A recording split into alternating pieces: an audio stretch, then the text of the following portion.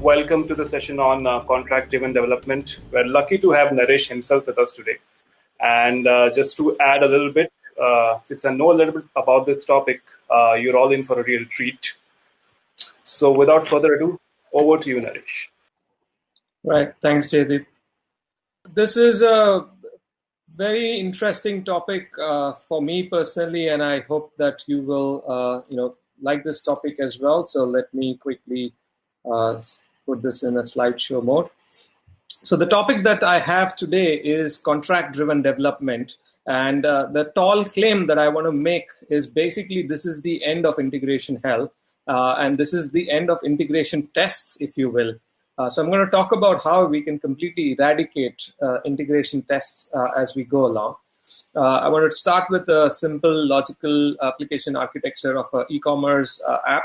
You have a set of micro front ends, if you will, a product listing front end, a cart front end, a payments front end. And they talk to a set of microservices, which could be your product catalog services, your order management services, payment services, and so forth.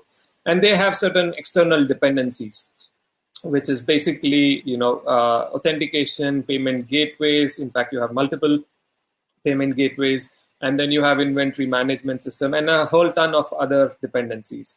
And then for most of us who work in cross-functional teams, we kind of create these kinds of squads, or scrum teams, which basically cut across the application, your e-commerce store application, and another application, which is the warehouse management system application.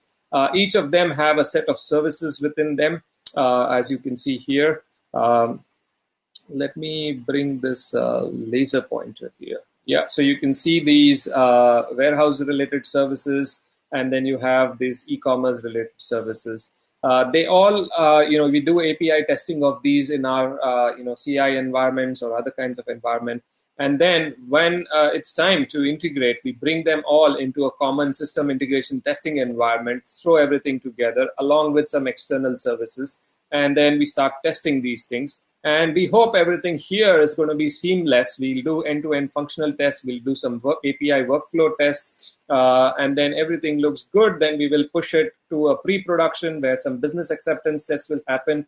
And everything will be smooth. No problem ever happens. And then we go straight to production. How many of you are familiar with this approach of testing? Give me a thumbs up. Awesome. Love that. Cool. So this is familiar, and I'm not talking anything alien to you guys. Perfect. Now, what happens? Of course, we expect everything to work smoothly. Rarely they do. Again, not in your organization, but in your competitor's organization, right?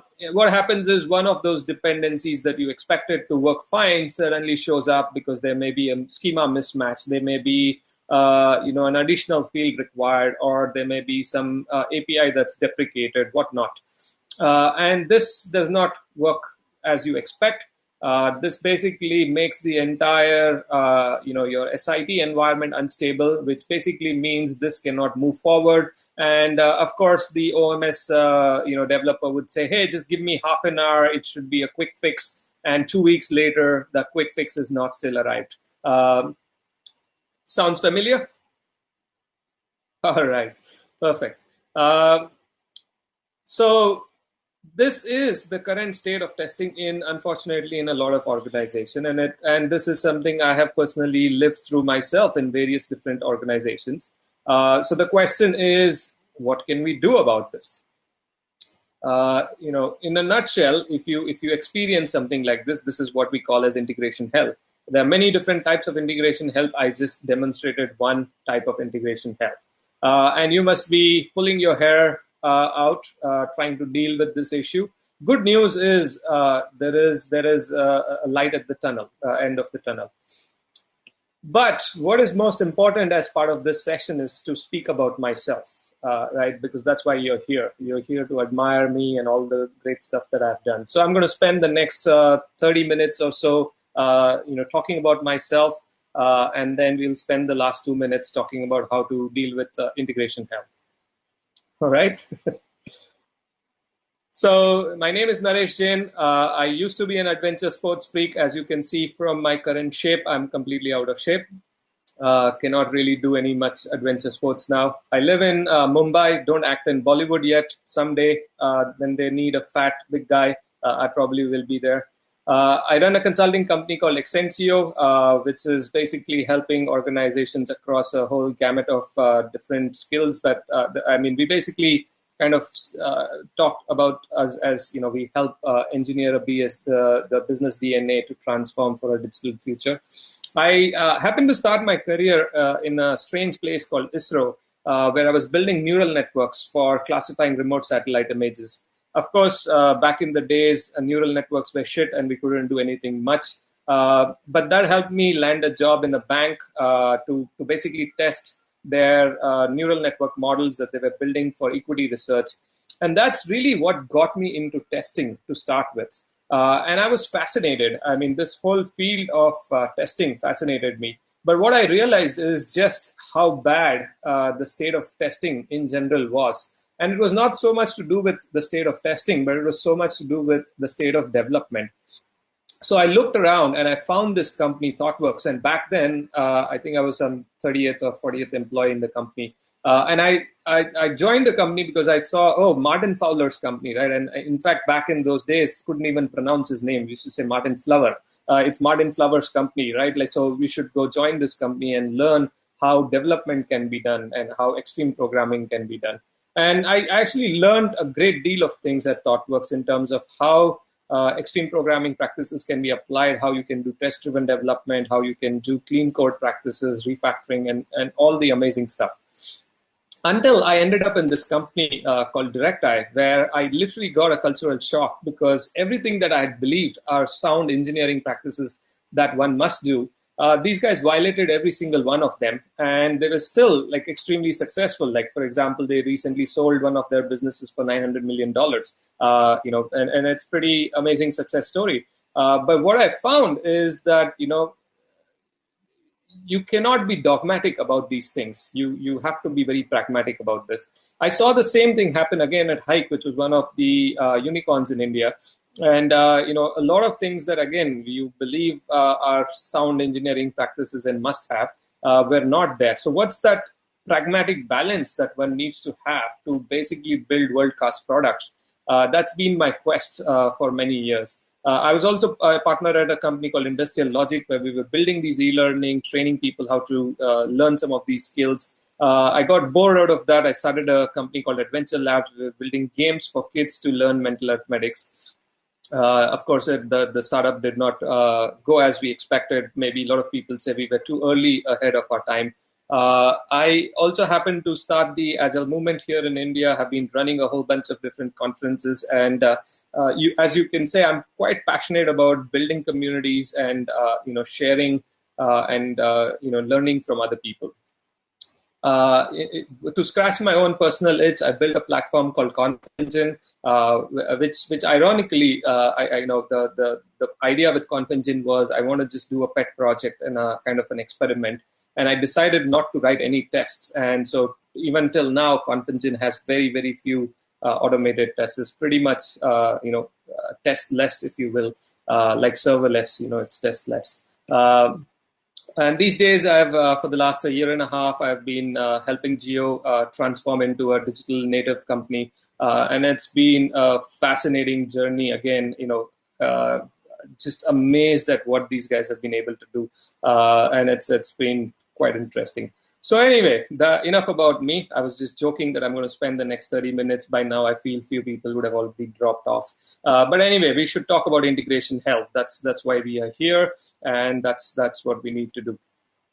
So coming back to this diagram that we had earlier about how we do testing. So one of the things what we found is, if we can introduce a new, we can shift some of the testing from SIT environment early on, maybe we have a chance to kind of catch some of these integration issues much earlier. So the idea was basically, hey, can we create an environment which is a more controlled environment? What I mean by control is you only deploy in this environment the pieces that you are working on, your team is working on.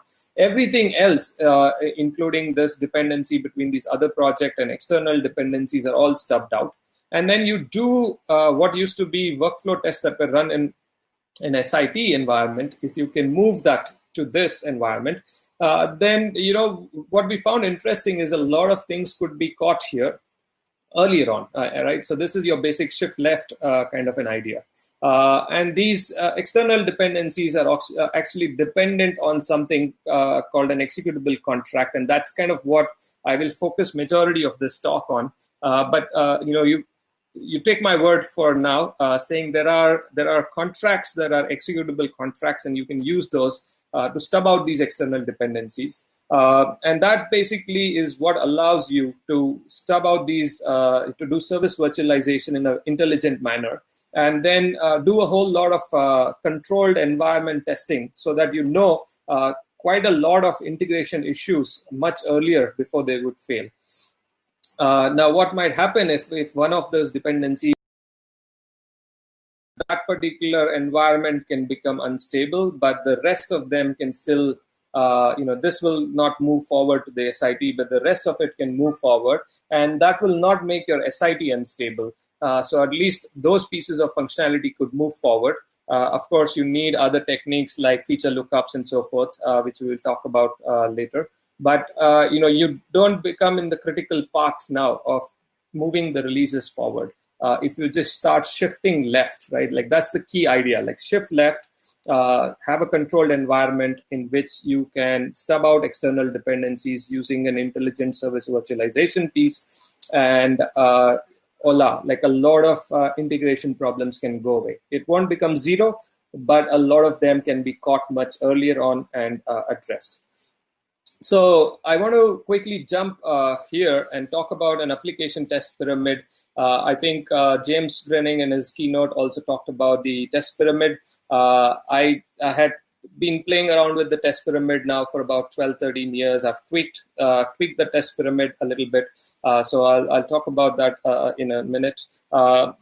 So, I mean, this is no surprise. So everyone understands at the base of this pyramid, you're basically looking at, unit tests, which basically test each of these service components of the services in isolation. Each of these are tested in isolation. You can use frameworks like Makito, MOQ Mock, Jests, any of them to stub out, other classes or other files, other functions. And yeah, unit testing is again no big deal. Everything is tested in isolation. So basically, sometimes people prefer calling these as unit isolation tests, which means there is no interaction between any of the components. On top of this, we basically have something called as the component test or the service test. So if you're thinking of a backend service, then it's an API test is a service test. If you're thinking of front-end components, then basically each of your UI components, could be treated as, a component and being tested in, again, isolation. What you will notice here is, a new set of connections have opened up. These were all, you see these green arrows, these were all in isolation earlier, and now they start talking to each other. So the order controller is now talking to the order repository that's talking to the database. And for dependency on this other service, which is your own service, but it's still a different service, a microservice, for that you use a contract and you stub that out, and then this piece only operates within itself. So this microservice is completely self-controlled, does not interact with any of the external things. Wherever it needs external, it just looks at a stub. And the same thing with each of these. So that's your component tests or service tests. And basically, there is connections between internal units and modules within a particular service. And any external services that you have are external dependencies are also stubbed out using these contracts. Are you with me so far? Just quick show of quick thumbs up. Awesome. Okay, great. So everyone's with me. Nothing serious here in the chat. Okay, that's good. Let me go back here and start the slideshow. We talked about unit tests, we talked about component tests. You'd also look on the left, we are talking about what environment you're running in. So this is your local environment, this is your dev environment, because different developers might be working on these different components, and you want to integrate as early as possible and test them as quickly as possible. On top of that is your environment for application testing, which is where you run application tests.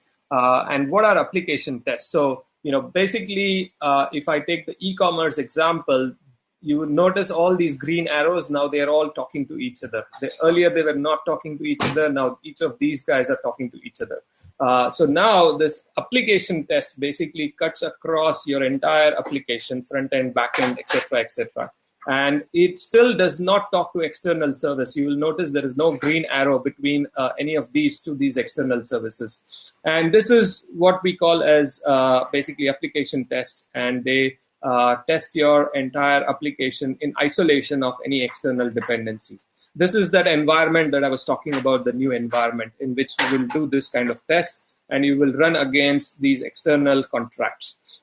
And finally, you would have your system tests, which is basically where you would put into an integrated environment and run these system tests. And this is where you will notice these green arrows are going off to these external dependencies. And this is where you are kind of completely testing as a system, as a holistic system, not just as an application, but as an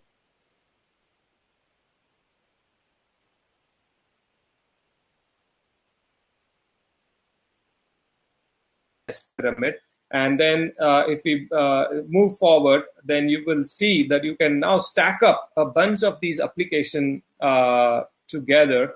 And then on top of that, you can put another pyramid, which is basically your user acceptance and performance tests, and then shadow mode tests, which is basically your testing in production kind of a thing. So that is what I call as the complete product test pyramid. Which has n number of application test pyramids below, and then you stack them up together to build on top of that your product test pyramid. And you would also notice the various different environments in which we can run these tests. Local, dev, EAT, SIT, pre-prod, and production. Is it making sense so far? All right, great. Thank you. Let me go back. So just want to make sure everyone's with me so far, right? Now I want to ask the $1 million question. So if we did all of this, are you sure that you will solve the integration hell? If you can please type it out in the chat, that would be helpful. So if you think this will solve the integration hell, that's great. If you think it will not solve the integration hell, why don't you type it out? Why you think it won't? Perfect. So Mayuresh says that it won't, because what if the contracts change? Priyanka is saying not sure. There are always environments which blast everything at the end. Okay. Okay, so Mayuresh is saying this would work if the contracts don't change. All right. That's my curious little daughter trying to figure out what the hell I'm doing. Say hi to everyone, Ruhi. All right. Environmental factors. Yeah, there's a lot of these factors that will kick in. So communication between the teams and external agencies has to be rock solid. That's a brilliant point again. Yes, those are all very important and valid points. So fantastic. I think I have an awesome crowd here. You guys are already ahead of me in some sense. So yes, I mean, this will not really solve the problem. Let's tackle that one by one, right? I'm guessing everyone's familiar with these typical mocking frameworks, Mockito, Mockingbird, MOQ Mock. Some of these frameworks, ton of them are there out there.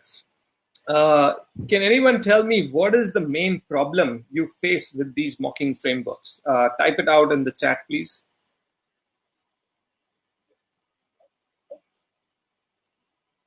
What are the problems you have faced when you have written tests and you've used one of these mocking frameworks and you've tested with these mocking frameworks? If you know the answer, just type it out in the chat, please.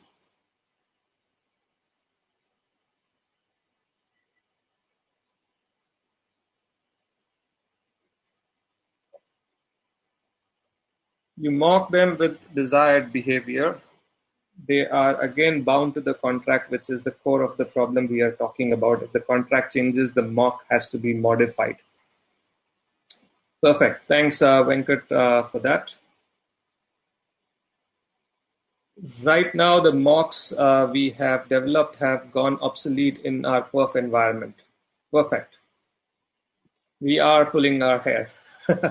Absolutely. All right. So great. So let's talk about the problems with these frameworks, these mocking frameworks, right? I'm sure you would have seen this picture somewhere or the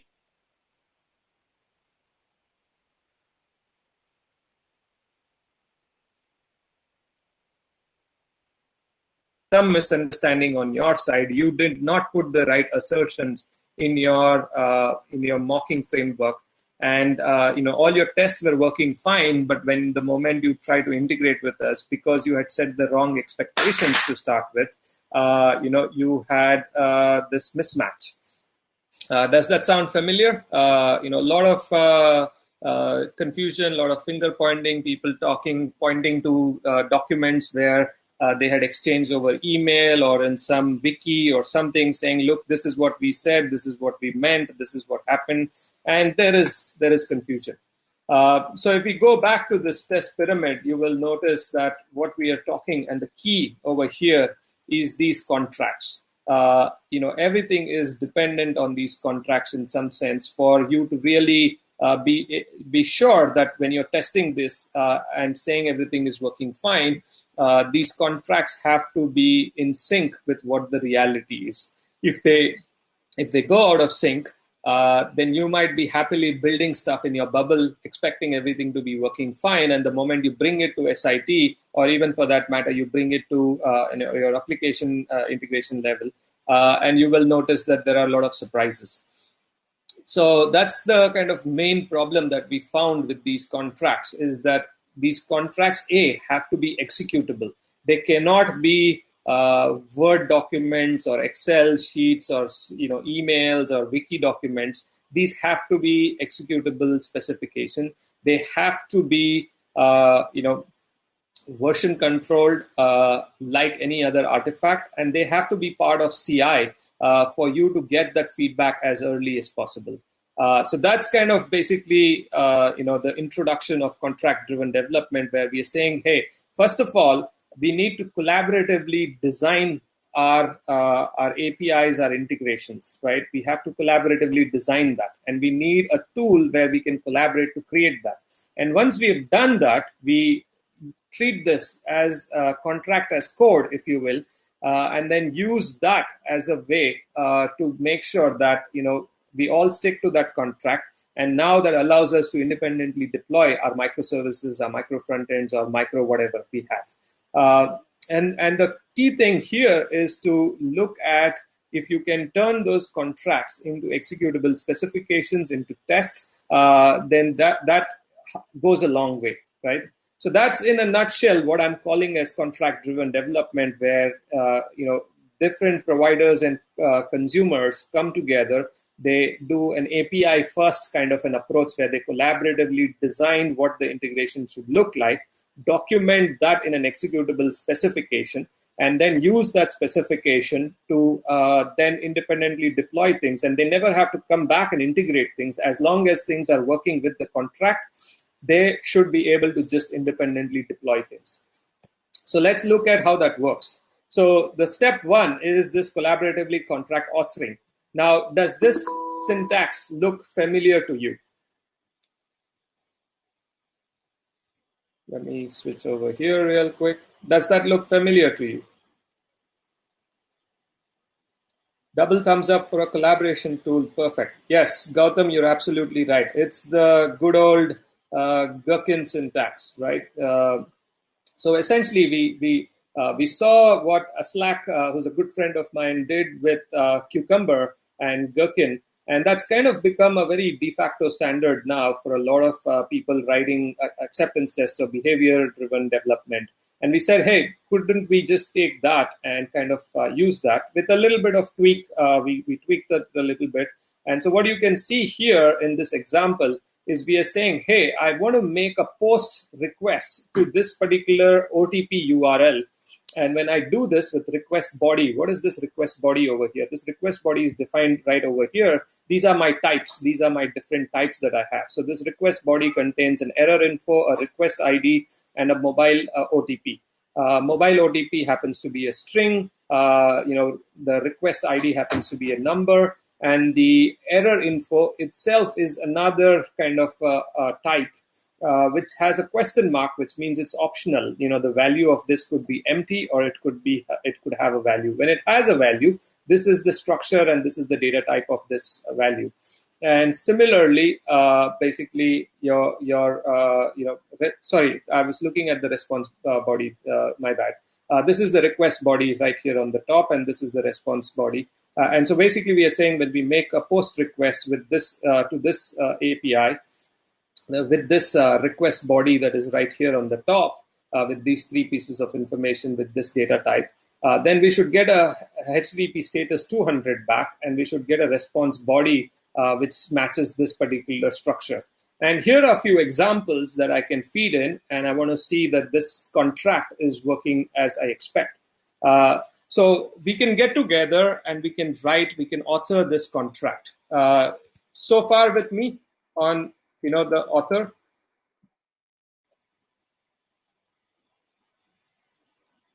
Perfect. Very few thumbs up. All right, great. So that's the step one, right? Collaboratively authoring these contracts. So this is contract first development or contract driven development, right?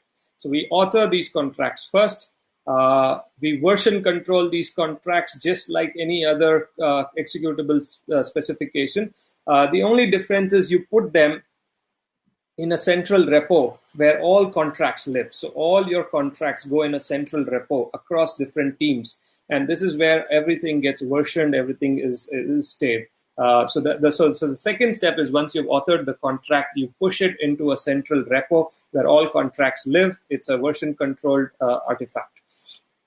Step number 3 would be as a service provider, as someone who's building this API, I would basically use these contract tests as contract these executable specifications as tests. I can literally go with this. What are you seeing here on the screen? And I'll show this live demo in a minute. But you will literally see here in this 15 lines of code, I essentially can run that executable specification that I just wrote, that contract in Gherkin language. I can run them as tests. You see here at the bottom, these are actually running as tests. So nothing required on the developer side. You get these contract tests for free. They run against your API, and you obviously have to provide where your API is running, and then you run against that, and you should expect to see all these contract pass. So that's step number 3. So step number 1 is collaboratively write the contract. Step number 2 is check it into a central contract repository. Step number 3 could be, and this is 3A, I would say, because now you have a fork in the branch where you can, where the provider starts using these tests as tests. These contracts as tests. And on the consumer side, now they can take the same exact contract, and with that one little command, which is basically contract stub, they can run this in intelligent service virtualization mode, which basically means you can now turn the spec into a stub, which is wire compatible. with your actual server. If you had your actual server, this would be identical to that. And it basically gives, without writing a single line of code, without writing any mocking logic per se on your side, you now have a wire compatible contract, wire compatible service virtualization achieved through this contract. I'll show the demo. This is not all hand wavy stuff. This is real stuff that is being used at a very large organization. So that's basically now step 3B, if you will, which is running contract, the same very contract that we wrote in intelligent service virtualization mode. So before I wrap up, I have 10 minutes to go. So I'm going to show you some real demo, right? It's not all smokes and mirrors. It's real stuff. All right. How many people have I lost so far? Oh, okay, good. Looks like most folks are still here. Cool. Show some love, folks. We need to hit the 5,000 likes mark on this. All right, just kidding. Let's quickly jump into some code to do some live demo over here. I'm using a pet store example. That's something that most people can easily relate. It's an e-commerce application for a pet. And what I have here is a contract that you're looking at.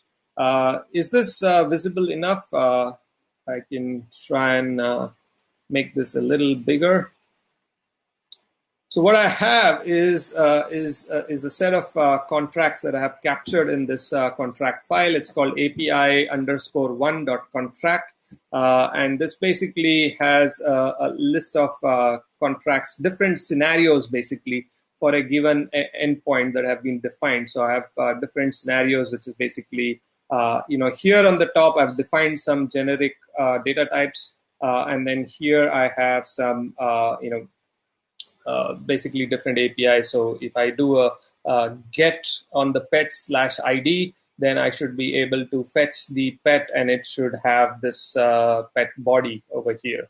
I can do same thing with, basically trying to update the pets and providing some data. I should be able to, do a bunch of different things. So this basically describes all my APIs. And I should be able to now just go to that little thing that I was showing you earlier. I can just take this and I can click this. There's no other code that I've written. There's just this and the API contract that I have.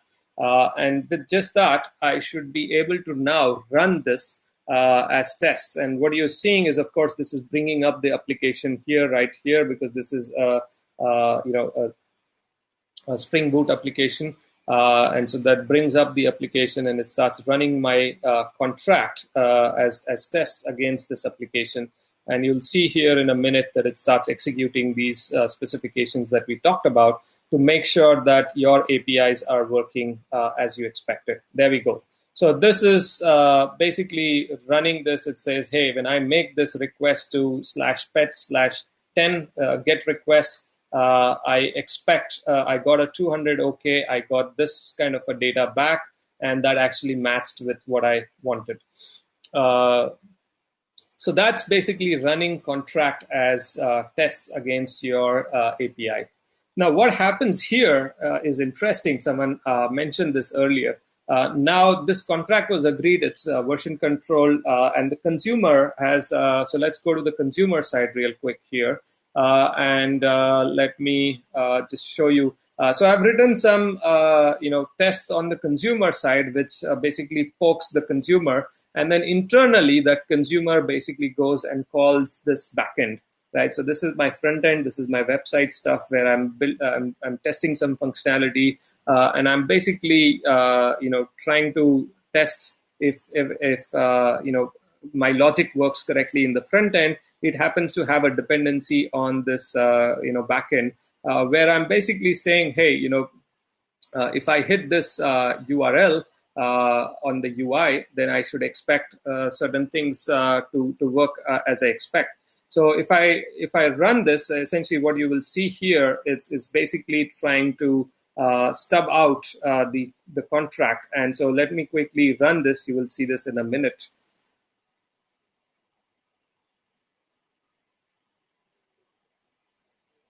So yeah, everything is fine. Now you will notice right about now it'll look at the contract and it'll say, okay, you want to use this contract, so I'm going to bring up this contract in the stub mode, and I'm going to run this contract so that you can now make calls to it as if the actual server was running, and I will give you the responses that if you set some expectation, then it'll return those expectations. If you don't set anything in the contract, it'll just randomly generate values which match the specific data types.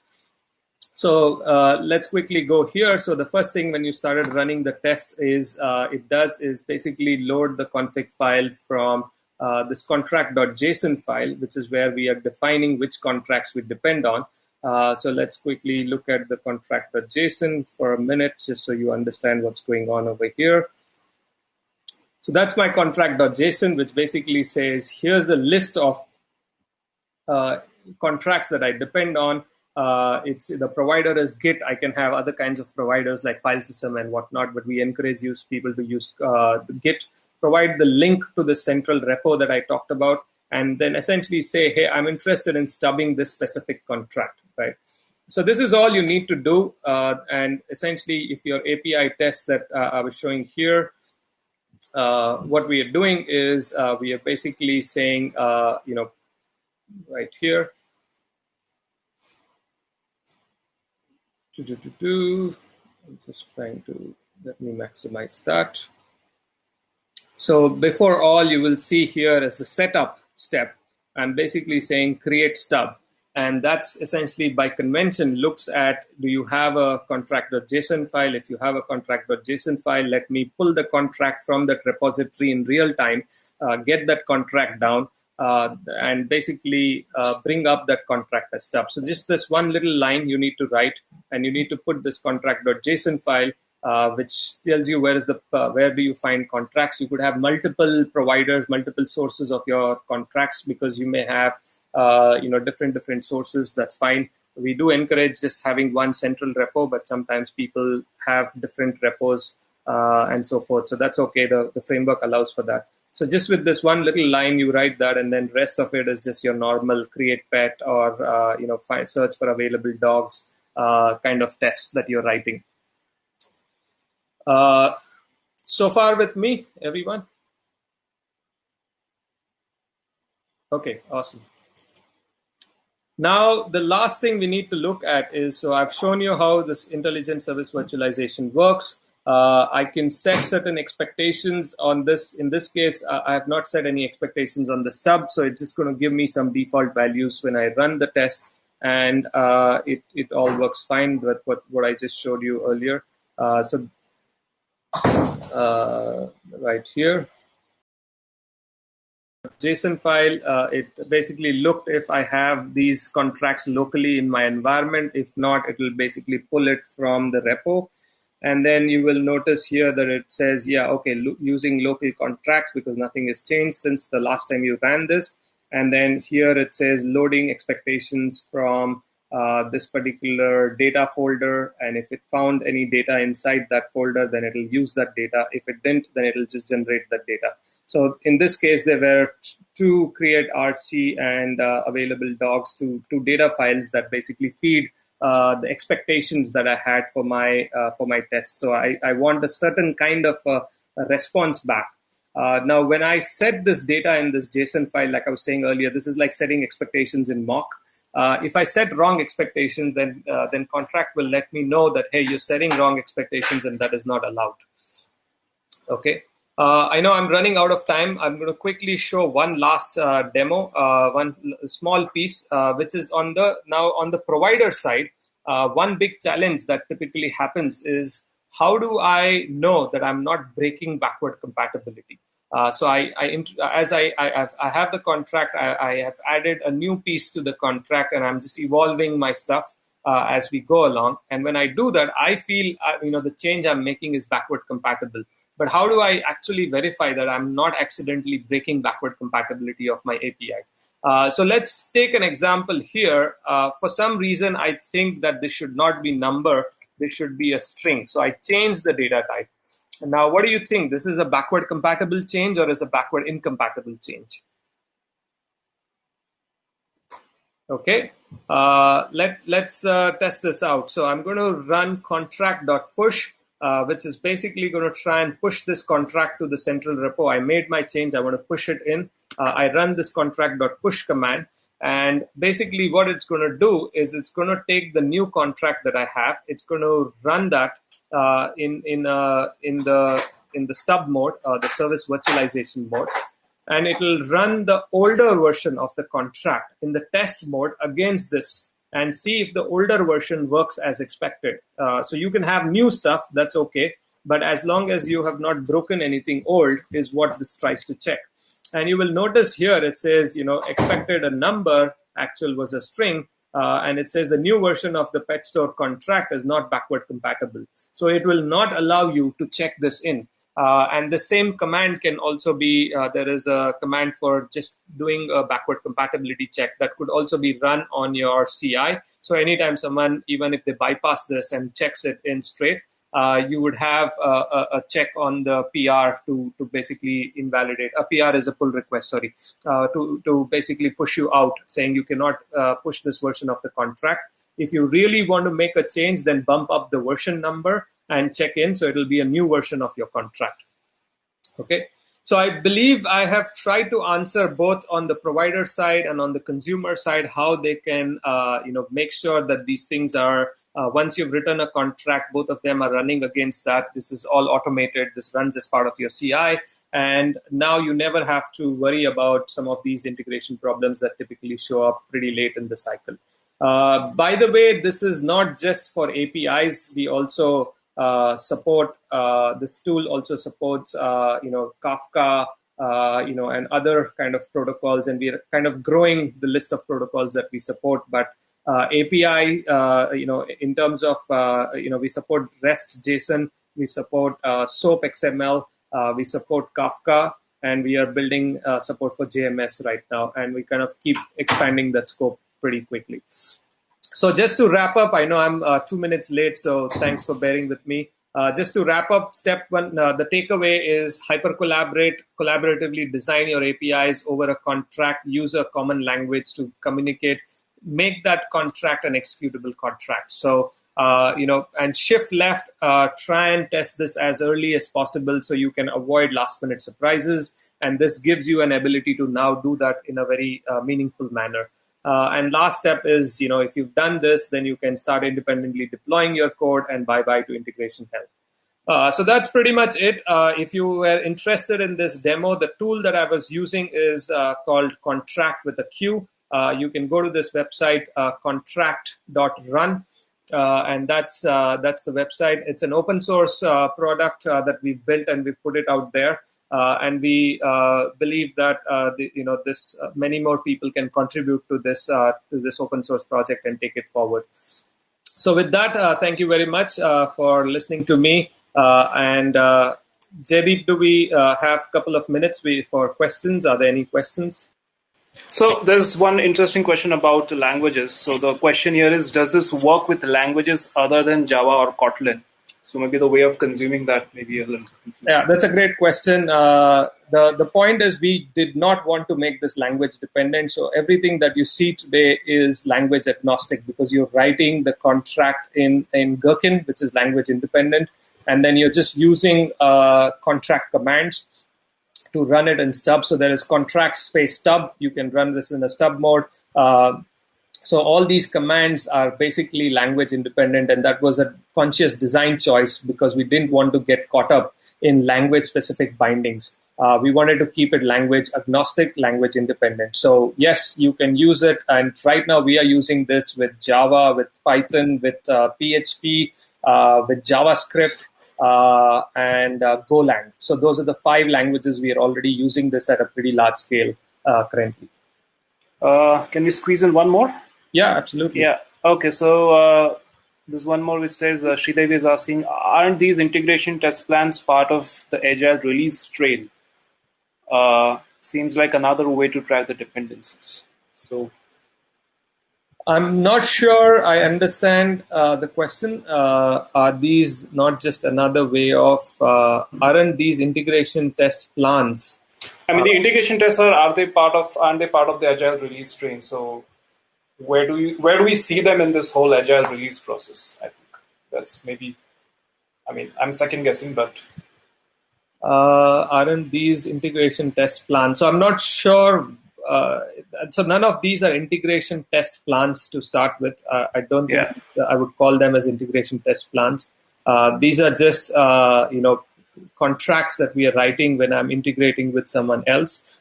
So one of the advantages is you can do both. Contract, consumer-driven contracts or provider-driven contracts. So whoever gets the get-go can collaborate, write this together first, and then they can start building this independently. And when someone finishes their work, they can deploy their piece. So this whole notion of release train, which I believe comes from SAFe, is just a horrible idea in my opinion. You want to basically move away from this stupid release train analogy. This release train analogy is just a very, very nice way to put waterfall back into your organization. What you want is basically each team to independently keep deploying their stuff as and when they are ready, not wait for these release trains to arrive and create these big batches of things where you put everything together and then wait for this thing. And it's just it smells of waterfall thinking all throughout, right? Like you have to plan these release trains, you have to know the estimates, you have to do all of this stuff, and then you have to get everybody onto that release train. And if someone cannot get onto the release train, then what do? It's just waterfall, right? Instead, what we are encouraging is you agree on the contract independently, each of them build those, and then whoever is ready, keep deploying it to production. Don't wait for the release train, right? Just basically keep launching missiles as and when they are ready. Don't wait for these release trains. Okay, great. Last one, not a question, more of a statement from Naresh, who says, my developers would have cried had they attended this session. And I'm hoping he means tears of joy. So, okay. And yeah, we do hope we'll have tears of joy as people start using and adopting this framework. So maybe that's a good note to wrap up, Naresh. Or Absolutely. Yeah. So hit up this website, contract.run. It's open source. There is a quick 5-minute guide that can get you up and running. We've tried to see, we can try and document all of this. So it's easy for people to get started in 5 minutes. And, it's open source. So we're looking for contributors. This is my plug for inviting contributors. So if you're interested in this, start using this and start contributing to this. And we would love to see you.